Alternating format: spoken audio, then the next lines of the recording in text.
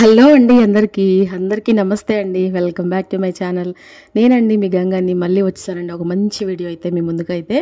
ఇక అందరూ బాగున్నారండి?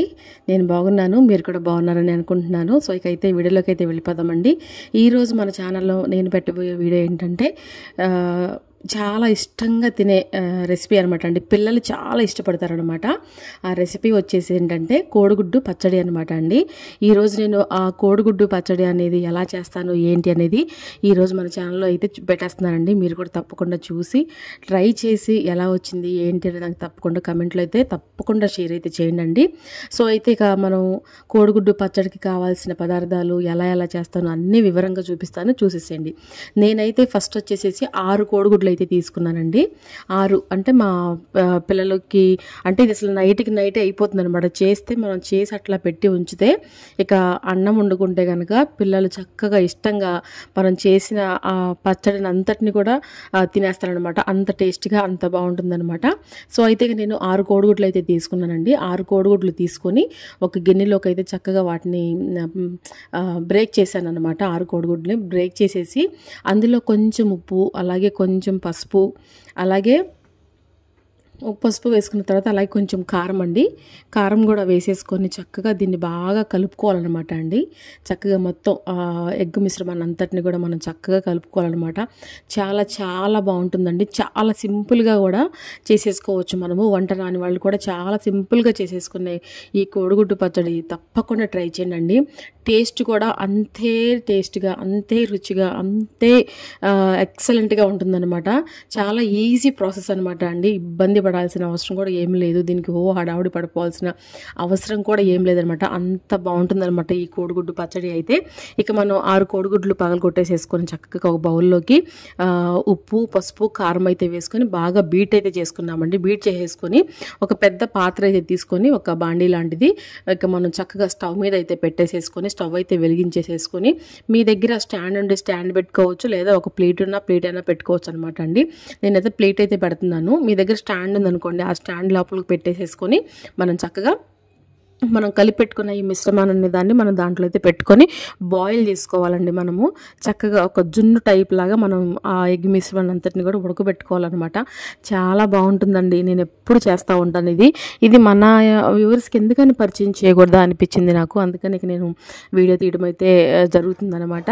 సో అయితే నేను చక్కగా అంతా కలిపేసేసుకొని ఒక గిన్నెలోకి ఇప్పుడు మనం చక్కగా స్టవ్ మీద అయితే పెట్టేసేసుకొని ఆ గిన్నె మీద మూత పెట్టుకొని మళ్ళీ పైనుంచి ఒక మూత అయితే పెట్టుకోవాలండి. అప్పుడు మనకి తొందరగా ఉడుకుతుందనమాట, తొందరగా అయిపోతుందనమాట. సో అది మనకి ప్లేట్ ఏమైనా పక్కకు జరుగుతుందేమో అనే భయం ఏమన్నా మీకు ఉంది అని అనుకుంటే మీరు మీ దగ్గర స్టాండ్ ఉంటే చక్కగా ఆ స్టాండ్ పెట్టేసేసి ఆ స్టాండ్ మీద పెట్టేసేసుకుంటే అది చక్కగా ఉడికిపోతుందనమాట. ఇక అది ఉడుకుతూ ఉండే లోపల మనం ఏం చేద్దామంటే ఒక చిన్న మసాలా రెడీ చేసుకుందామండి. దీనికి నేను ఒక్క స్పూను ధనియాలు అయితే వేసుకున్నానండి. ఒక్క స్పూనేనండి. నేను తీసుకున్న 6 కోడిగుడ్లు కాబట్టి ఒక్క అర చెంచా మెంతులు వేసుకున్నాను. 1 టీ స్పూను ఆవాలు అయితే వేసుకోవాలన్నమాట అండి. నేను మీకు చూపిస్తున్నాను మెజర్మెంట్ ఎంత వేసుకోండి. చాలా సింపుల్ మసాలా అండి. దీనికి ఎక్కువ మసాలాలు కూడా ఏం అవసరం లేదనమాట. సో అయితే నేను చక్కగా 1 స్పూన్ ధనియాలు వేసాను, చిటికెడు మెంతులు వేసాను, అలాగే 1 స్పూన్ ఆవాలు వేసుకున్నాను, 1 ఇంచి చెక్క అయితే వేసుకున్నానండి, దాల్చిన చెక్క, అలాగే 3-4 లవంగాలు, అంతేనండి. ఇదే మసాలా. ఇంకా మనకి ఇంక వేరే మసాలాలు ఏం అవసరం లేదనమాట దీంట్లో. ఇది సింపుల్గా చేసుకునే పచ్చడి కాబట్టి నేను సింపుల్ మసాలా అయితే వేస్తున్నాను అనమాట. నేను ఎప్పుడు ఇలానే చేస్తాను, అదే నేను మీకు చూపిస్తున్నాను అనమాట. సో అయితే ఇక స్టవ్ అయితే వెలిగించేసేసుకుని స్టవ్ మీద అయితే పెట్టేసేసుకుని దీన్ని మనం దోరగా వేపుకోవాలండి. మార్చేసుకోవద్దు. మార్చేసుకుంటే ఏమవుతుందంటే మనకి పచ్చళ్ళు అనేవి చేదొచ్చేస్తాయి అనమాట. తప్పకుండా మీరు మార్చకుండా దగ్గరే ఉండి సిమ్లో పెట్టుకొని చక్కగా దోరగా వేపుకోండి. దోరగా వేపుకుంటే సరిపోతుంది అనమాట. ఇప్పుడు మనం వేపుకున్న ఈ చెక్క అలాగే ఈ మిశ్రమాన్ని అంతటిని కూడా ఒక ప్లేట్లోకి అయితే తీసేసుకుందామండి.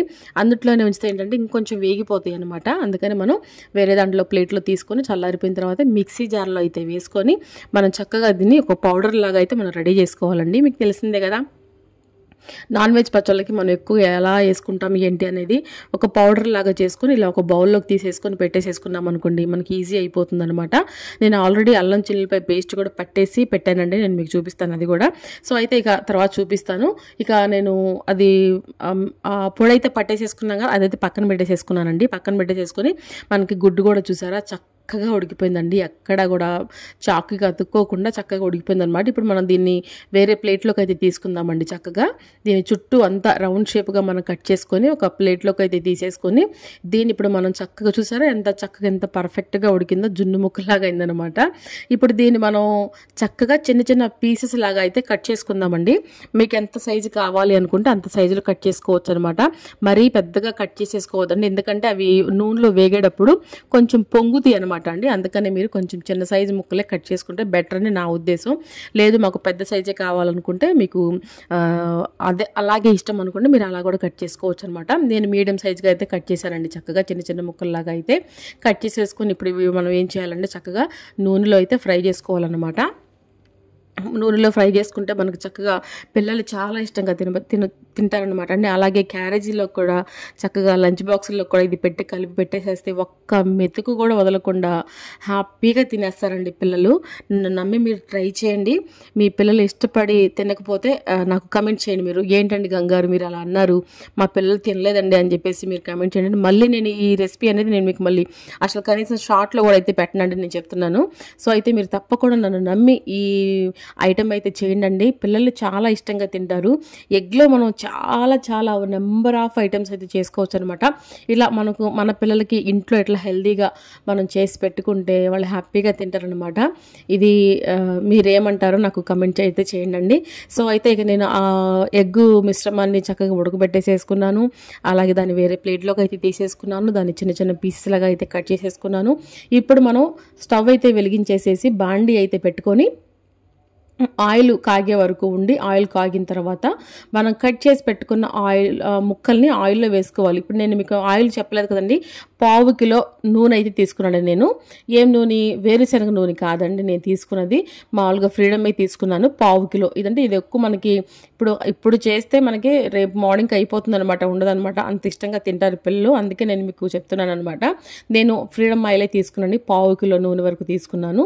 ఈ ముక్కలు ఇప్పుడు మనకి చక్కగా గోల్డెన్ కలర్ వచ్చే వరకు వేపుకోవాలన్నమాట. చక్కగా వేపుకుంటే చక్కగా మనకి లోపల సాఫ్ట్గా బయట క్రిస్పీగా పిల్లలు తినేటప్పుడు కూడా వాళ్ళు ఇష్టపడి తింటారనమాట, వదిలిపెట్టకుండా అలా వేపుకోవాలన్నమాట అండి.